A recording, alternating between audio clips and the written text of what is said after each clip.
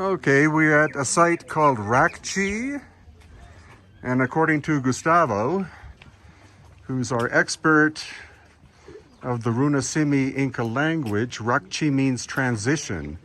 So it could very well describe the transition from Cusco to Lake Titicaca, being that it's the flat point where beyond this point it goes way up in elevation.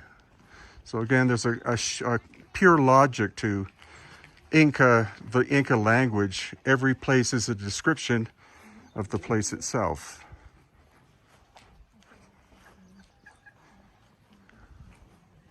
And this is the map of the different parts.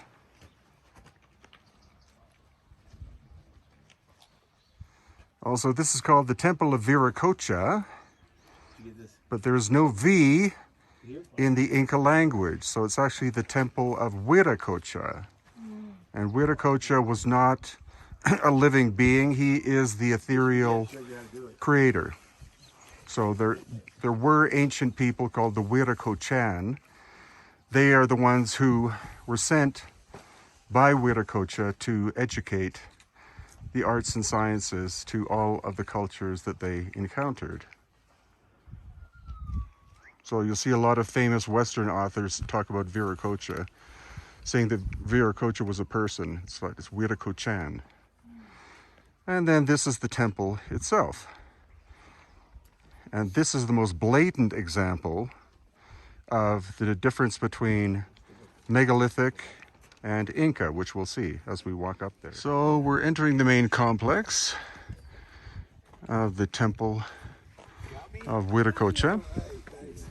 And as I described, you see a megalithic foundation and then adobe construction right above us. There's no culture that would do that transition between what is very difficult on the bottom to what is very simple on top.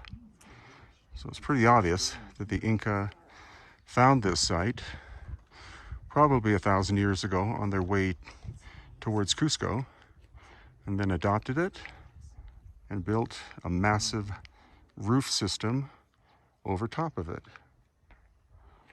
And then this rougher work here would also probably be an Inca perimeter wall.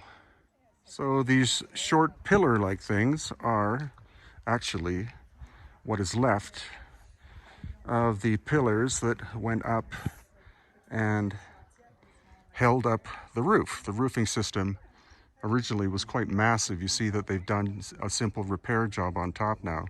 That's to protect the adobe from falling apart from the rain. But originally these would have gone all the way up to hold up quite an extended roofing system. And they are stone on the outside and then filler on the inside, and that also is an indication of an Inca construction, because the megalithic wall in back is solid from front to back, so much older. Okay, so here we're looking at where the wall was repaired, because you can see it's not super tight fitting. So that would have been Inca repair, and then above Inca adobe construction. And now we're going to look for the western surface and see if we can see any charring of the stone. That would indicate that this building was hit by a massive heat cataclysm in the distant past. And already in this reconstructed part, we can see the blackened areas where the stone has been vitrified by high heat, which is also what we saw yesterday. You can see the surface is almost boiled. We saw that yesterday as well at the sun gate.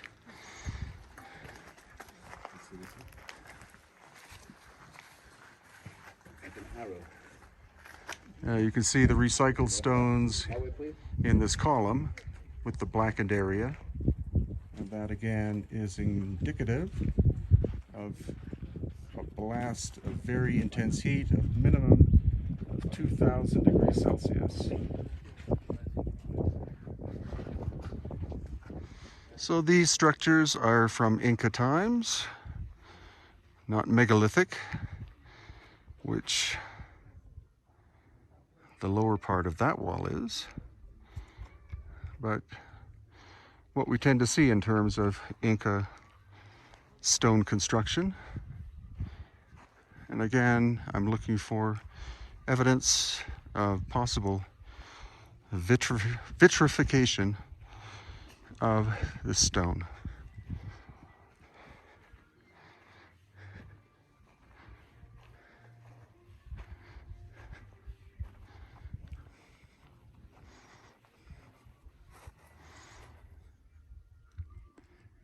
So possibly here.